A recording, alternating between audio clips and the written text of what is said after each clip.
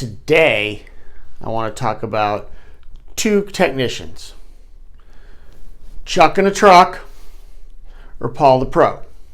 And that's what we used to call it at our company. You know, when we'd look at competitors, we'd say, does that guy look like Chuck in a truck?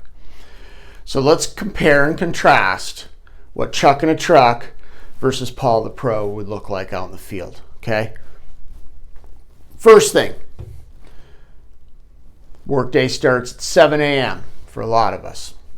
Chuck in a truck, he rolls in late every day.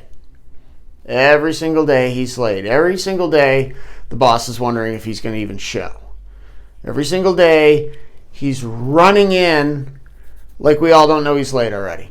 We're trying to sneak in the back of the warehouse or whatever, right? Paul the Pro, 15 minutes early, having his cup of coffee, slowly easing his or her way into the day, okay?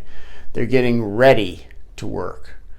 You know, I had a guy that's from the South that I used to work for, and he'd say, that's when you're fixing to go to work. The fixing part is when you're preparing, okay? So be on time. Be early. Early is on time. Chuck in a truck rolls in hungover. He partied last night. He parties every night, every single night. Every single morning he comes in and his eyes are bloodshot and he's yawning and he feels horrible and he spends 30 minutes in the bathroom before he gets in his van to roll out because he's not feeling good. And that's his life. How good a job can you do in the field serving your customers and just being a professional if that's how you behave? Paul the Pro is well rested. He got out of work, had a nice dinner, spent time with his loved ones, maybe did a little bit of exercise, watched some TV, and got to bed at a reasonable hour. How's his day going to be? His day's great. He feels fantastic. He's ready to take on the world. And Paul the Pro, is going to rise and rise and rise in his profession, and Chuck in the truck's either going to go here or he's going to go down. And almost always they go down. And what happens is this person, Chuck moves from company to company to company to company, trying to get a fresh start.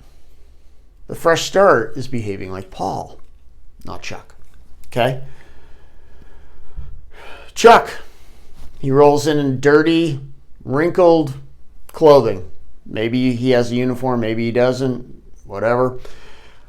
You know, we would get guys they never lasted very long, but they were more Chuck than Paul. And sure enough, they would come in, shirts all wrinkled up, and yesterday's drywall dust on their pants that they just pulled up off the floor. That is not a good look. And, you know, we'd send them home. Go get another set on. If you can't figure that out, wash them and then come back when they're done. But you need to look a certain way. You know, we're professionals. Okay, so they come in looking like crap. Paul got a clean, neat uniform. You know, most companies will give you at least 3 to 5 sets of uniforms. And what's Paul do? He does laundry.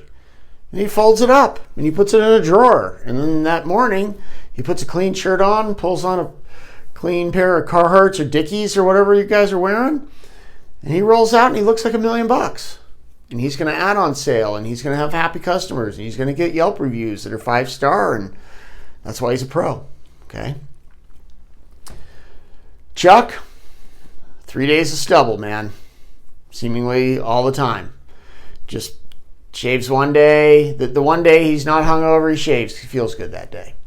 Then 3 more days in a row he's hungover, and there's no shaving, and then somebody gets on his case. You need to shave.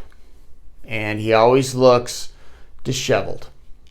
And it's not just the company that sees that, but the customers see that, the people at the gas station see it when he's got his uniform on. Everybody's seeing it, and it's not doing the team any good. Paul the Pro, neatly groomed. Like, I have a beard. I trim my beard consistently, you know. So if you have facial hair, keep it trimmed. If you're clean shaven, stay clean shaven every day. Okay? So, lastly, smell is a huge thing for clients.